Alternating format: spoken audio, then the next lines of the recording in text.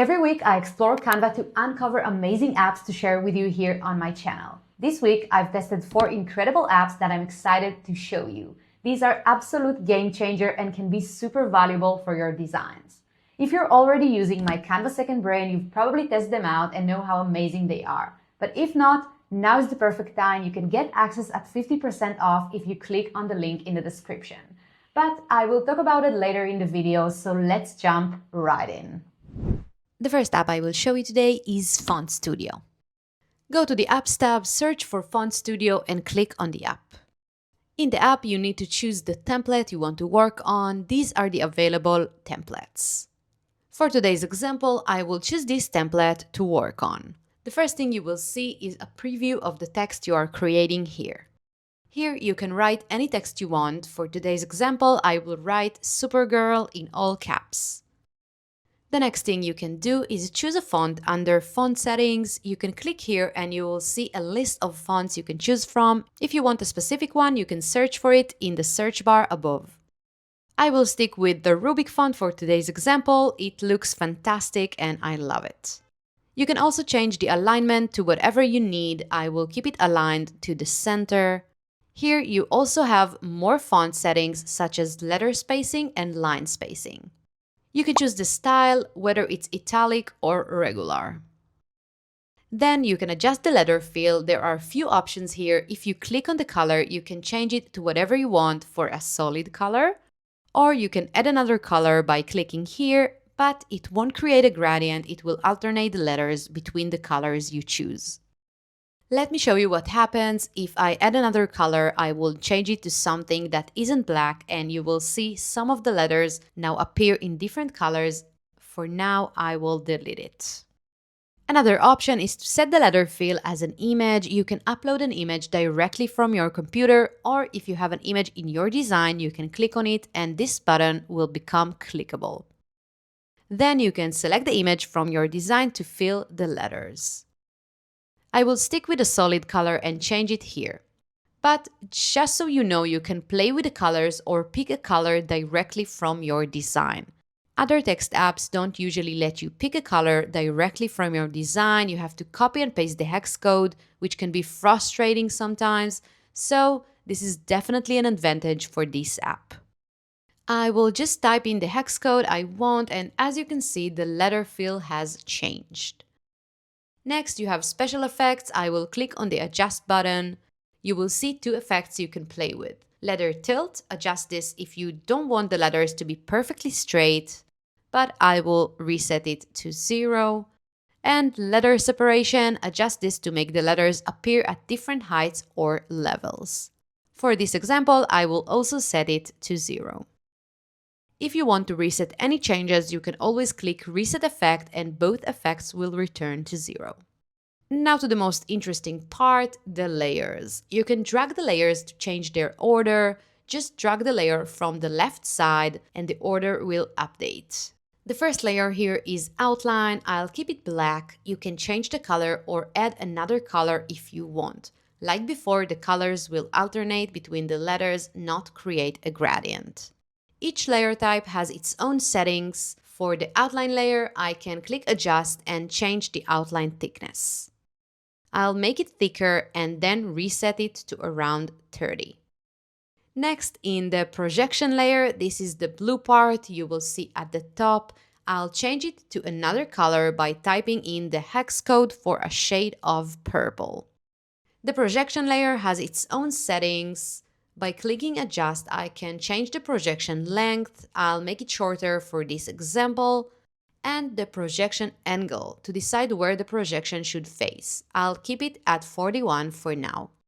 If you don't want this layer, you can click on Delete Layer at the bottom of each setting to delete it. Now I will drag the last outline layer to be on top of the projection layer and change its color to yellow by typing the hex code. I will also make it significantly less thick. Let's add another layer. I will click here on Add Layer and choose the shadow layer. By default, the shadow is purple. I will change it to black and adjust the settings. For the shadow, you can adjust the shadow length to control how far it is from the text. Adjust the blur, I will set it to 0 for a solid shadow. Adjust the angle of the shadow. And adjust the opacity. Set between 0 to 1, I will keep it 1 for full opacity. By default, new layers are added beneath all the existing layers. You can drag them if you want, but I'll leave this one underneath for this example. Finally, I will add one more outline layer and change its color to yellow, just like the previous outline. I'll reduce its thickness to around 20. When I'm happy with the design, I will click Add to Design and the text will appear on my canvas. This is just one example of what you can do with this app. You can choose any template and customize the layers however you want to fit your design. And that's it for this app. The next app is Mockups. You may know this app, it's very well known in Canva, but in case you're not familiar, I'm going to show you how to use it real quick, and later on I will show you new ways to use this app and a huge library of mockups you might not know about in Canva. Alright, so let's start. First thing first, I will go to Apps, scroll down a bit, and under Popular, I will find the Mockups app. It's actually Canva's application and it's not the only way to access the mockup library, but I will show you more about that in a bit. I'll click on the app. What I will see is lots of images with frames where I can just drop my image. As you can see, there are also videos here, not just images, which is super cool. For today's example, I will show you how to use the video mockups first. I will click on one of them and stretch it to fit the whole design. Then, what I need to do is drop an image into the mockup so that this frame becomes my image. I uploaded a Christmas card earlier and uploaded it to the Uploads tab, so I'll go there and click on the card. I just need to click, hold, and release it into the mockup frame. Because it's a video, sometimes it can take a few seconds to fully load. Now, let me show you how it looks. Very, very nice. As you can see, instead of the frame, my image is now inside the mockup video. Alright, so now what can I do? I can double-click on the image to access the adjustment settings on the left. At the top, you will see the position of your image inside the mockup. Sometimes it doesn't perfectly fit the frame, it might be a bit smaller, leaving empty space. In that case, you can click Fill and the image will automatically fill the entire frame area. If the image is larger than the frame, you can click Fit to resize it so it fits exactly within the frame. You can also use Smart Crop to let Canva automatically adjust the image to fit the frame. It doesn't always work perfectly, but it's an option worth trying. There are other settings like alignment, which lets you position the image in a specific part of the frame. If you want it to be exactly in the center, you can click Middle and Center. Like other elements in Canva, you can also flip the image horizontally or vertically if needed. Lastly here, you can adjust the color. The color option is for the empty space in the frame where your image doesn't cover. You can choose a color to fill that space. But my image fits perfectly into the frame, so I don't need to worry about the color right now. If I made any changes and wanted to save them, I'd click Apply Changes and the mockup would be updated. Since I didn't make any changes here, the button isn't clickable right now. If you want to use a different image in your mockup, you can click Detach Image and the current image will be removed, allowing you to place another one. Alright, so these are the basics of using mockups in Canva, but if you access the Mockups app from within your design, you will notice the library is limited. Unfortunately, there is no search option. You have to browse manually to find what you need, which can be time-consuming sometimes. Now for the interesting part, I will show you another way to access Canva's mockup library, which is more convenient and offers many more options than what you see here. To do this, go to Canva's homepage. On the left sidebar, click Apps, and under Recommended, you will find Mockups. This uses the same app and technology as before, but here you can access a much larger library of mockups. You can browse by categories, or if you know exactly what you need, use the search bar to find it. For this example, I will search for a book mockup. If, for instance, you've written a book or created a book cover and want to place it into a mockup, here's how it works. As you can see, I now have access to Canva's entire library of book mockups. To narrow it down, I will use the filters at the top. For example, I can filter by portrait books, square books, hardcover books, or softcover books. For this example, I will choose hardcover books. Now I only see hardcover books mockups. Let's just pick one. There are different sizes here. I created a book cover in A4 size, so I'll find one that matches. Let's try this one. Okay, this one looks a bit like a notebook. Let's switch to a different option. I like this one with the glass and the wine bottle, so I will click Select. Next, you will see your uploads in Canva. If the image you want to use is already uploaded, select it. If not, click Upload to add it from your computer. You can also choose a design directly from your Canva projects, but I'll use an image I've already created. Click Next, add a button, and your image will be placed into the mockup. If you see that you need to do some adjustments, like the two lines on the sides that I see here, you can fix it by clicking Adjust Image. As before, you can click Fill to cover the frame completely.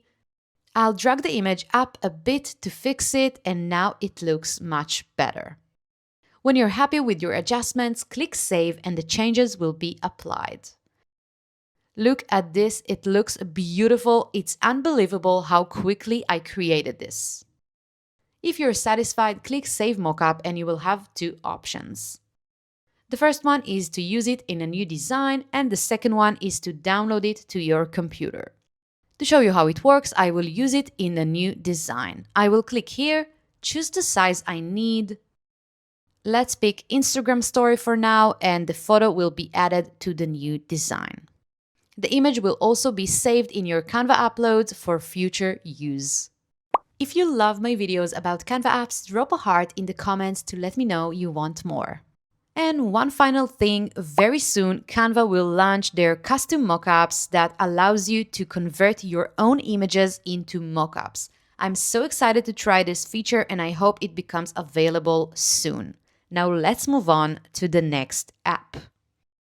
The next app is Image Blender. It allows you to create a fade-out effect to your images. Notice how there's text on top of the image here, and you can make the image slightly faded so the text is easier to read. Now, before I even open the app, let's do a few things. First, let's click on the image, go to Position, and as you can see here, my image is currently the background. The app will take the background's color and use it to create the fade. So what I need to do is right-click, select Detach Image from Background, and I want to change my background to the color to match the black in the image. You might notice it's not exactly black, it's more like a dark gray.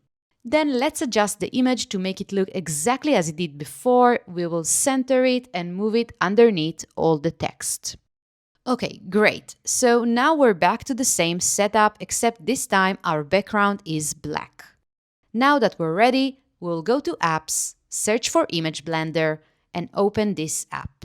Make sure you click on the purple app. Now what we need to do is to select the image we want to blend. Let's click on our background image and then this button will become clickable. Once we click on it, we have two options, linear or radial blend. I'll show you both, so let's start with the linear.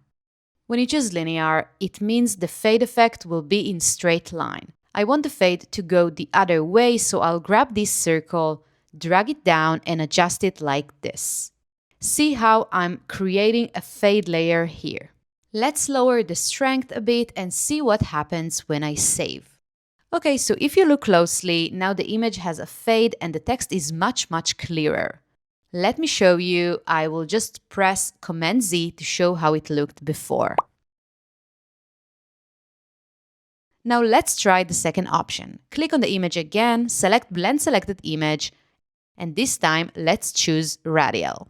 With Radial, you're working with 2 points that form a circle. You can adjust how big the circle is, and you can also move it around. Now I want the fade to come from the bottom, so I will place it like this. You can also pull the points farther apart to create a larger fade. I think I want it like this. Let's play with the strength a bit, maybe something like this.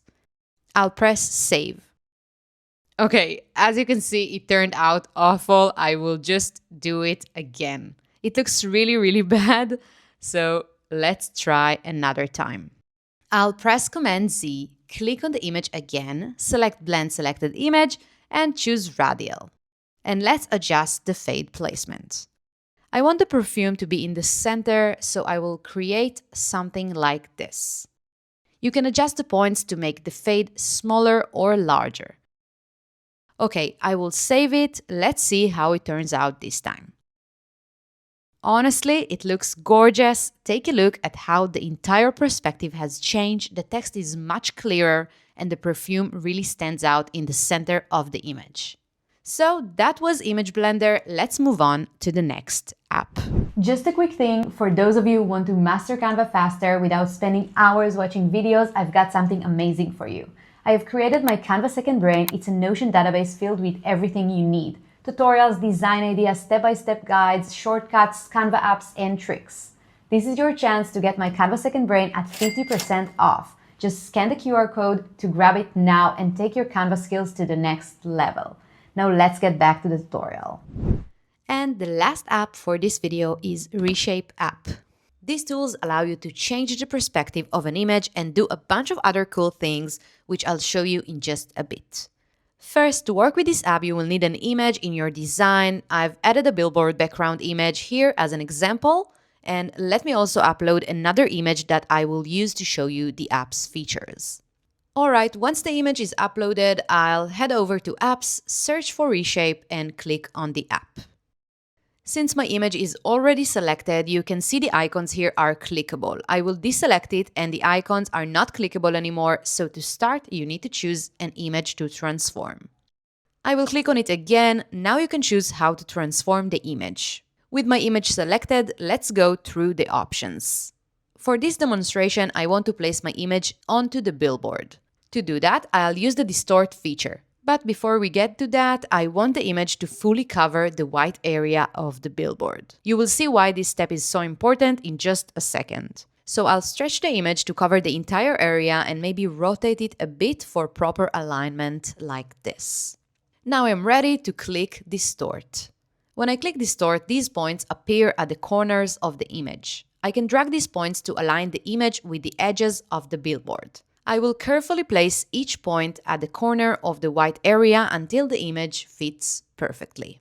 Now here's the reason I stretched the image earlier. You can only drag the points within the image frame. If the frame was too small, I wouldn't be able to reach the corners of the billboard. So always make sure your image is large enough to cover the area you're working with before applying this effect. Once everything is aligned, I'll click Save and voila, my image is now on the billboard. To make it look even more realistic, I can adjust the transparency a bit, and as you can see, I did all of this in just a few seconds. Sure, there are mockup tools that can do something similar, but if you need to place an image in a custom way that isn't covered by a mockup, this app is the one for you. Now let me just show you the other features this app offers. I'll re-add the original image.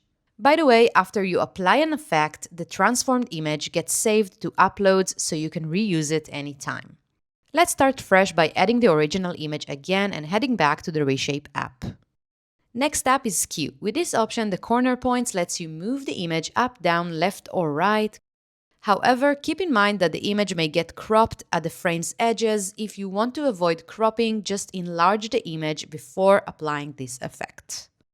If I like the result, I can save it and adjust the positioning to hide the cropped areas, but for now this is just a demo, so I will delete it. Let's reset again and try perspective. This feature changes the image's perspective. The middle points on each side behave similarly to skew, but the corner points adjust the perspective in a more dynamic way, like this. Pretty neat, right? I'll cancel this for now, and finally we have wrap. To be honest, I'm not entirely sure what this feature is best used for, but it allows you to create a wrapped effect on your image. You can play around with it to see how it works, and I'd love to hear if you come up with any creative uses for this option. And that's it. That's the Reshape app. And that's a wrap for this video. I hope you find it helpful. If you'd like me to create more videos about Canva text effects, or if there's anything else you want to learn in Canva, just drop a comment below. I'd love to create a tutorial for you. Thank you so much for watching, and I'll see you in the next video.